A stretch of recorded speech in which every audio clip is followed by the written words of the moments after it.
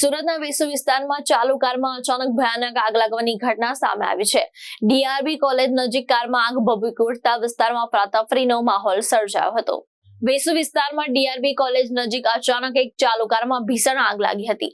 આગ એટલી વિકરાળ હતી કે થોડી જ વારમાં સમગ્ર કાર આગની લપેટમાં આવી ગઈ હતી। ઘટનાને પગલે આસપાસના વિસ્તારમાં દોડધામ મચી ગઈ હતી અને લોકો મોટી સંખ્યામાં સ્થળ પર એકત્ર થયા હતા। મળતી માહિતી મુજબ આગ લાગવાની સાથે જ વાહન ચાલકે સમયસર કારમાંથી બહાર નીકળી જતા મોટી દુર્ઘટના ટળી હતી। ઘટનાની જાણ થતા સુરત ફાયર બ્રિગેડની ટીમ તાત્કાલિક ઘટના સ્થળે પહોંચી હતી અને આગ પર કાબુ મેળવવાની કામગીરી શરૂ કરી હતી।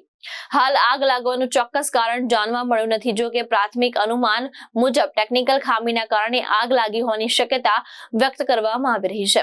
ગરમીમાં સમયમાં વાહનોમાં આવી ઘટના વધતી હોવાને કારણે વાહનોનું નિયમિત ચેકઅપ કરાવવાની સલાહ આપવામાં આવી રહી છે। ભાવેશ ઉપાધ્યાય, દ્રષ્ટિકોણ ન્યૂઝ, સુરત।